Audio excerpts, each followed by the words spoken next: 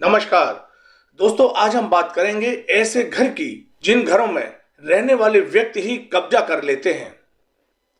तो दोस्तों, आखिर क्या कारण होता है कि ऐसे घरों में झगड़े और झंझट पड़ने लगते हैं, जिससे कि किराएदार उस घर का मालिक बन जाता है। किसी न किसी तरह से लड़ाई झगड़े के द्वारा या कोई भी कारण ऐसा हो जाता है कि रहने वाला किराएदार बंदा उस घर का मालिक बन जाता है और उस प्रॉपर्टी को खाली नहीं करता। झगड़े झंझट शुरू हो जाते हैं। आखिर क्या कारण है?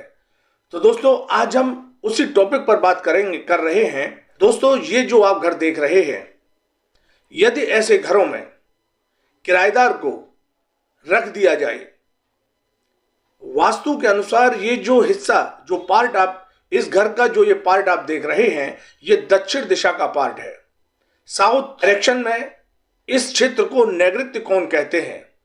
और ये मालिक यानी कि इस क्षेत्र पर जो भी व्यक्ति रहता है, वास्तुशास्त्र ये कहता है कि इस क्षेत्र में रहने वाला व्यक्ति सबसे ज्यादा दिनों तक इस क्षेत्र में रहता है और धीरे धीरे वो इस घर का मालिक भी बन सकता है।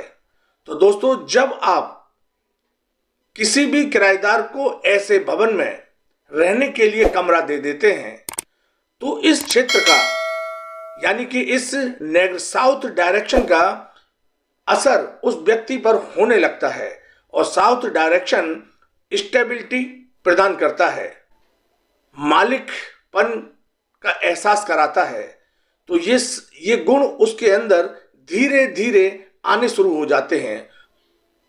जब कोई किराएदार इस पोर्शन पर रहते हुए समय हो जाता है, यानी कि जब उसको 4, 6, 8 साल हो जाते हैं, तो वो इस क्षेत्र का असर उस पर पूरी तरीके से आ जाता है।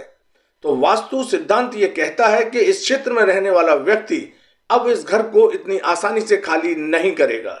लड़ाई झगड़े जरूर होंगे, किसी न किसी रूप से ऐसी स्थिति पैदा हो जाएगी कि वो बंदा अब इस घर को खाली नहीं करेगा।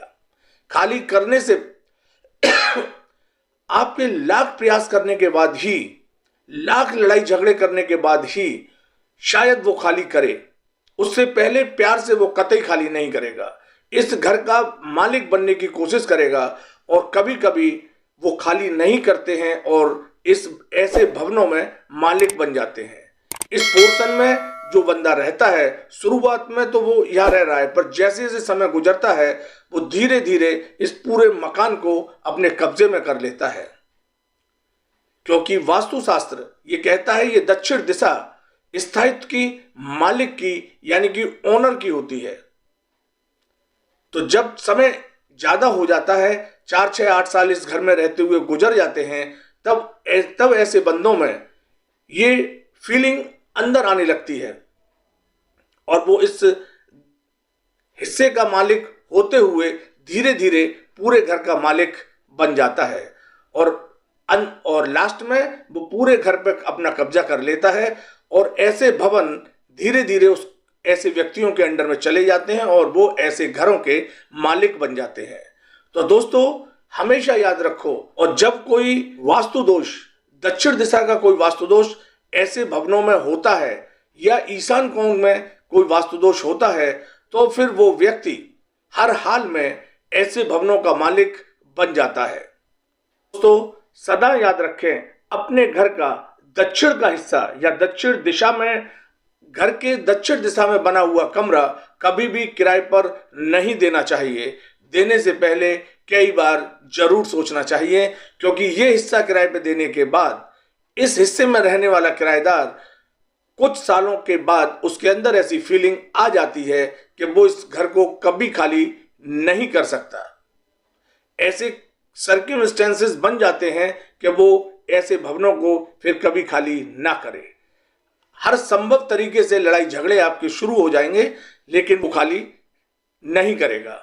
दक्षिण दिशा में बने कमरे को कभी किराए पर नहीं देना चाहिए। तो दोस्तों, आपसे अनुरोध है, इस वीडियो को देखने के बाद और आप देखिए अपने आसपास, अपने मिलने जुलने वालों के यहां पर ये कंडीशन आप देखिए, जिन्होंने अपने घर के दक्षिण दिशा के कमरे को कभी भी किराए पे दिया होगा तो वो आसानी से खाली नहीं किया होगा। उसका घर आसानी से खाली उसने नहीं किया होगा, लड़ाई झगड़े कोई ना कोई सेटलमेंट जरूर किया होगा। तो दोस्तों, आपसे अनुरोध है, आप ऐसी गलती नहीं करेंगे और ज्ञान की ऐसी अच्छी और अद्भुत जानकारी के लिए हमारे चैनल को सब्सक्राइब करें। नमस्कार, जय हिंद।